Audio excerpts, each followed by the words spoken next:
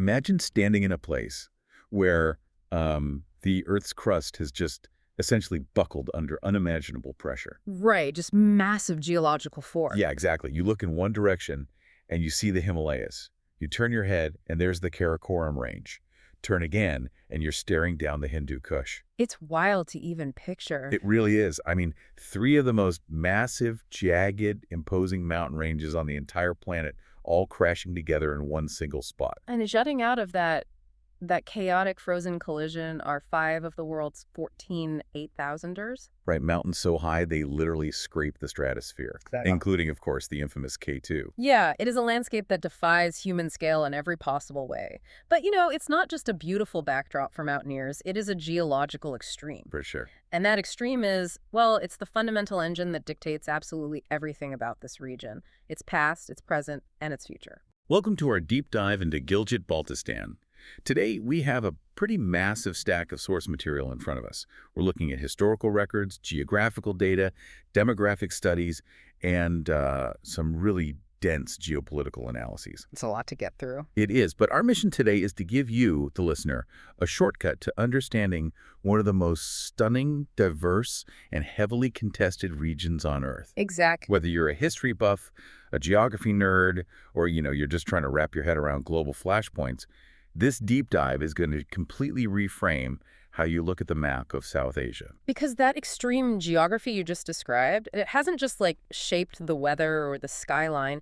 It has driven the region's entire history. Yeah. It has isolated its incredibly unique cultures in these tiny pockets, and it has sparked literally centuries of conflict. Right. And before we get into the ancient empires and the modern nations fighting over this land, we really need to understand what this land actually is. Because on paper, it doesn't make sense. No, it doesn't. When you read the geographical data, it doesn't sound like a place anyone would fight over. Yeah. Over 2/3 of the entire territory is just made up of glaciers, sheer rock faces, and high-altitude lakes. The terrain is incredibly unforgiving. I mean, take the Deosai Plateau, for example. The sources highlight this area specifically. Yeah, I saw that. It is the second highest plateau in the world, sitting at over 4,115 meters. Which is what, well over 13,000 feet? Exactly. You are literally up in the clouds at that point. Above the tree line, for sure. Right. It is a stark, high-altitude wilderness, and it is gorgeous. Today, it's actually a national park known for its brown bears. But for sustained human habitation or agriculture, it's practically impossible. The winters are brutally long, and the land is just locked in ice. It feels like nature's ultimate fortress. Like if you play video games, it's like one of those high-level zones on the map that the developers deliberately walled off with impassable ice and rock, just to keep you out until you're ready. That's a great way to put it. But okay, let's unpack this. If this place is such an impenetrable fortress of rock and ice, how did anyone ever get there, let alone survive and build massive civilizations? Well, what's fascinating here is the paradox of the landscape. The very mountains that create this frozen fortress also create the exact mechanism for surviving it. Meaning the water. Right, those massive glaciers we mentioned, they melt. And that glacial melt feeds the mighty Indus River and its massive tributaries like the Gilgit, the Hunza, and the Shyok rivers. And water always wins. Always. Over millennia, these rivers have carved deep, narrow valleys straight through the stone. So the rivers are the key. They're the only way in or out. Yes. These river valleys didn't just provide the fresh water and, tiny strips of arable land necessary to grow food. They acted as narrow corridors. Right. They transformed this impassable mountain fortress into a mandatory transit point. If you were an ancient merchant or a pilgrim and you wanted to cross between Central Asia and the Indian subcontinent, you couldn't just walk over the peaks. Obviously not. You had to funnel through these specific, habitable, river-carved corridors. It's the ultimate choke point. A mandatory funnel for human civilization. And because it's a funnel, the rivers that made human survival possible also brought literally everything else right to their doorstep. Exactly. The source material shows human presence here dating all the way back to 2000 BC. There are these ancient rock carvings found at a village called Pasu, showing early humans hunting ibex. Which is incredible to think about. It really is. But as time goes on, these narrow corridors become some of the most valuable real estate in the ancient world. Oh, absolutely. By the 7th and 8th centuries, the scale of the conflict over these valleys is just staggering. You have a massive clash of global superpowers happening right in this ice-walled arena. We're talking about the Tang Chinese dynasty and the Tibetan Empire, right? Yes, exactly. They fought bitterly for control of this specific region, which was known back then as Palola, or Bolor. I'm trying to picture this. You have massive ancient armies from China and Tibet marching into these tight, icy valleys where you can barely walk two abreast on some of these cliff paths. And they had to rely on local rope bridges just to cross the freezing rivers. Right. So why pour so much blood and treasure into such a hostile environment? Because of that funnel effect. I mean, they weren't fighting for the frozen plateau or the peaks. They wanted to secure the trade routes. The economics of it. The economics, but also defense. They needed to create buffer zones. The Tang Chinese, for instance, realized that if they didn't control these passes, the expanding Islamic caliphates to the west could march straight through the mountains and threaten their flank. Wow. Yeah, the local rulers of Gilgit even formed alliances with the Tang Chinese to hold back Arab forces. The strategic value was just that high. And because it was this mandatory crossroads, the cultural and religious shifts happening here are wild. It's a revolving door of belief systems. Yeah, you read the sources, and it's like watching an accelerated time-lapse of human belief. You start with the early indigenous Bon religion. Then that gives way to Buddhism. Right, we have documentation of Chinese and Korean Buddhist pilgrims traveling through these snow-capped passes in the 4th and 7th centuries. Just trekking through the ice? Yeah, carving their devotion into the rocks as they passed. And then the script flips again. By the 14th century, Sufi Muslim preachers arrived from Persia and Central Asia, introducing Islam to the valleys. Every wave of traders, pilgrims, and conquerors left a profound mark. Which brings up something I found completely surprising. Out of all this intense history, empires clashing, religions shifting, here's where it gets really interesting. Yep. Let's talk about the Makhan dynasty in Baltistan. Ah, yeah. They build incredible forts, they make these complex marital alliances, but they also give us something we still have today. Polo. The sport on horseback. Yes, but not the polite country club polo with the little white balls and the champagne on the sidelines. The origins described in the text here are legendary and honestly incredibly brutal. Very much so. According to the Balti epic of King Gizar, the game supposedly started when the king killed his stepson and then proceeded to hit his severed head around with a stick. Yeah, it is a profoundly dark origin myth. But, you know, if we connect this to the bigger picture, it underscores a harsh reality about the region. What's that? This environment bred cultures that had to be incredibly tough, resilient, and martial just to survive. The game of polo, born in these high valleys, was essentially cavalry training. That makes total sense. And the superpowers of the day realized a fundamental truth that carried over for centuries. Whoever controls these narrow, high-altitude valleys controls the flow of wealth, information, and military power across the heart of Asia. And that realization that controlling the valleys means controlling Asia, it didn't just disappear when we invented modern maps and modern borders. Not at all. In fact, that exact same strategic choke point value places Gilgit-Baltistan right at the center of one of the world's most enduring and dangerous modern disputes. Now, before we get into the events of 1947, we need to put a massive asterisk on this conversation for everyone listening. Yes, absolutely. The geopolitical status of this entire territory is highly disputed on the world stage today. We aren't taking sides here. We are not endorsing the views of India, Pakistan, or Kashmiri nationalist groups. Right. We are simply following the historical paper trail exactly as it is outlined in our source material, just to explain how things got to where they are today. Exactly. Perfect. So let's set the stage. It's 1947. The British Empire is packing up and leaving India, and the subcontinent is being violently partitioned into two newly independent nations, Hindu-majority India and Muslim-majority Pakistan. And at that specific moment, Gilgit-Baltistan was under the control of the princely state of Jammu and Kashmir. That state was ruled by a Dogra Maharaja. Let's break that term down really quick for anyone who wasn't familiar. Sure. A Dogra Maharaja refers to a Hindu ruling dynasty that had been placed in power by the British decades earlier.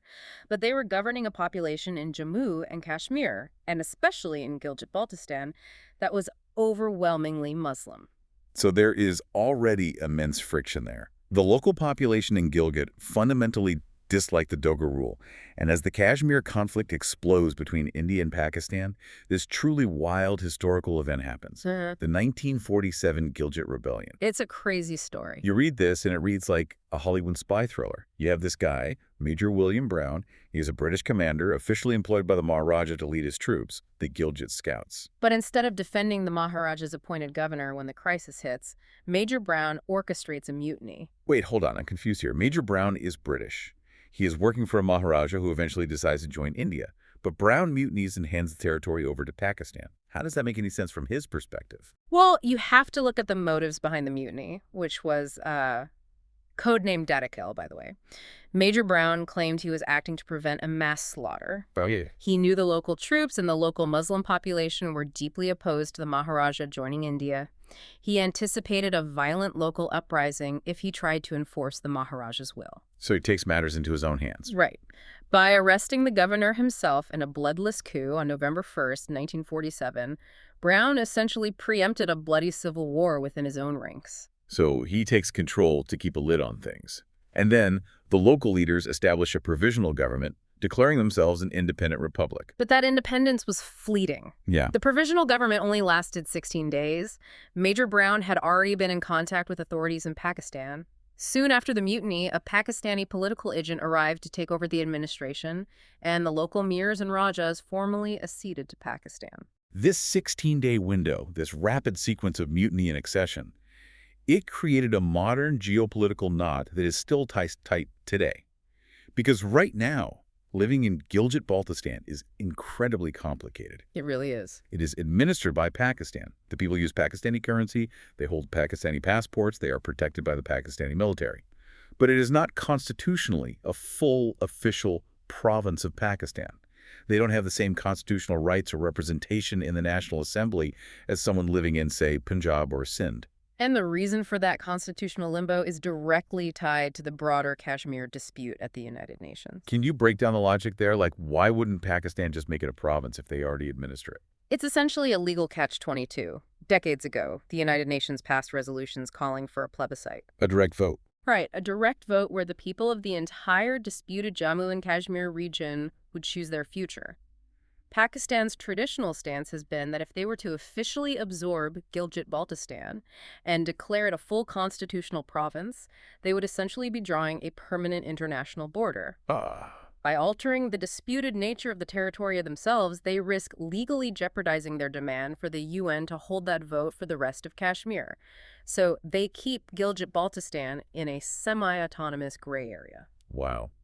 It's like being a permanent guest in a house where you pay for groceries, you follow all the house rules, and you do the chores, but you are never, ever allowed to have your name put on the lease. That is a very apt comparison. And obviously, there are completely different perspectives on this. India claims the territory as an integral part of this country, arguing it rightfully belongs to them based on the Maharaja's original legal accession to India in 1947. Right. Furthermore, various Kashmiri nationalist groups claim Gilgit-Baltistan shouldn't belong to either nation, but should be part of a future independent state. And this raises an important question regarding the daily reality on the ground.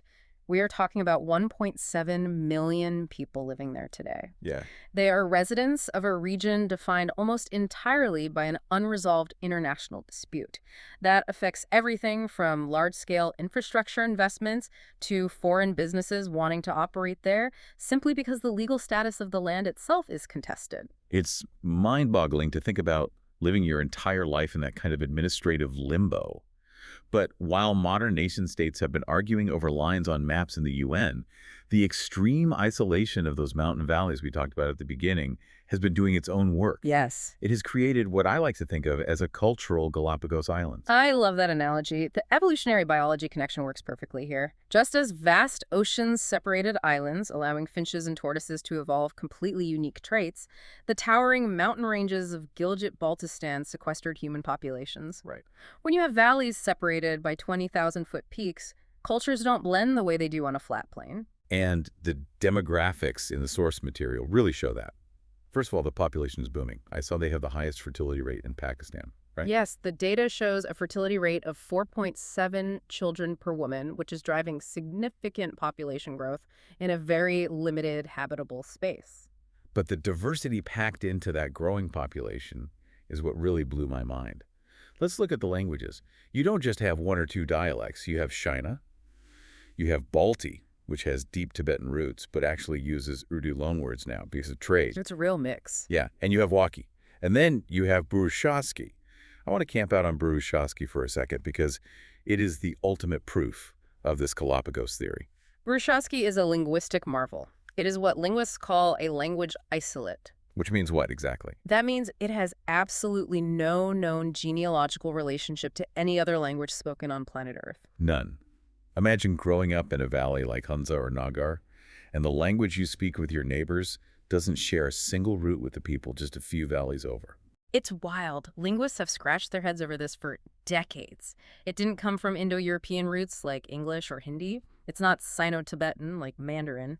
It is an island of language completely walled in by stone. That is just so cool. And the geography didn't just protect languages. It preserved distinct religious traditions from the cultural homogenization that usually happens when large empires sweep through.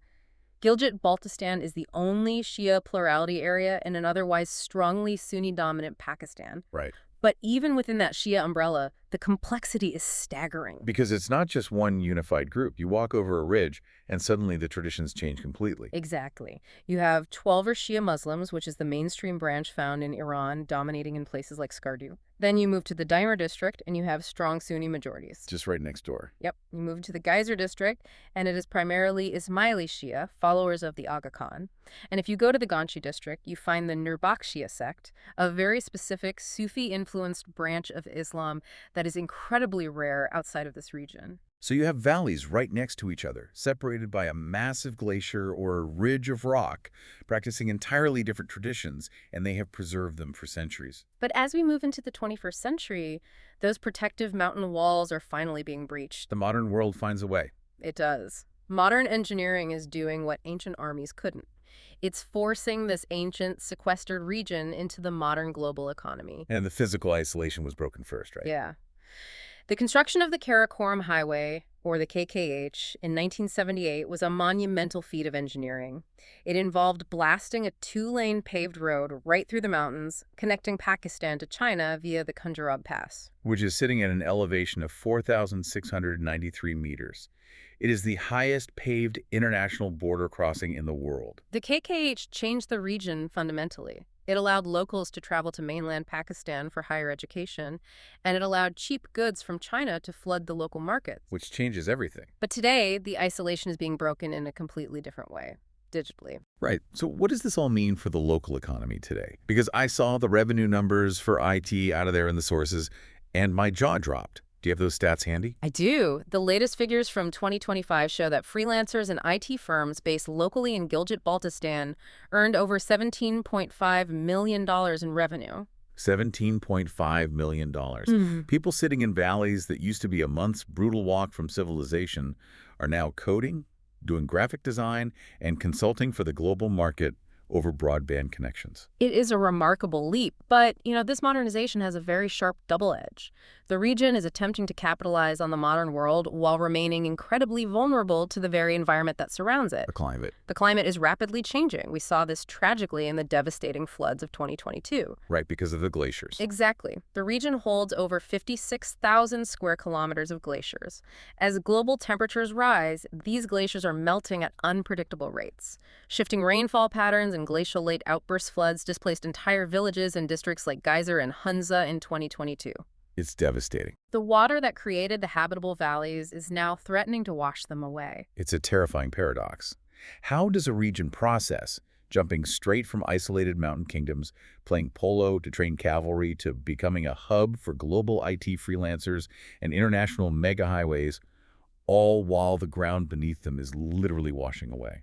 Well, if we connect this to the bigger picture, Gilgit-Baltistan is attempting an incredibly precarious balancing act. How so? The government is trying to leverage the region's massive hydropower potential and its geographic position, specifically through massive trade agreements like the China-Pakistan Economic Corridor, to build a robust, modern economy. They are building massive dams to generate electricity, Right. but simultaneously, they are desperately trying to mitigate the changing climate that threatens the infrastructure they are building. It's a literal race against time and against nature.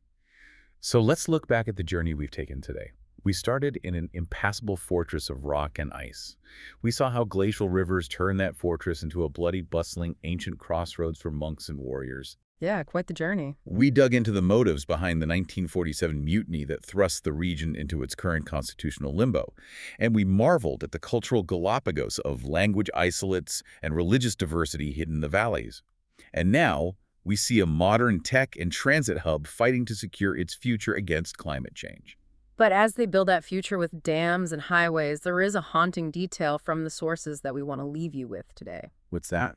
Along that marvel of engineering, the Karakoram Highway, there are over 50,000 ancient petroglyphs. The rock carvings? Yes, carvings left on the boulders by invaders, Silk Road traders, pilgrims, and locals, dating all the way back to 5000 BCE. They depict everything from hunting scenes to Buddhist stupas. Wow. They are an open-air museum, irreplaceable ancient texts and drawings that map the entire human history of this funnel. But the tragedy here is that many of these carvings will soon disappear forever.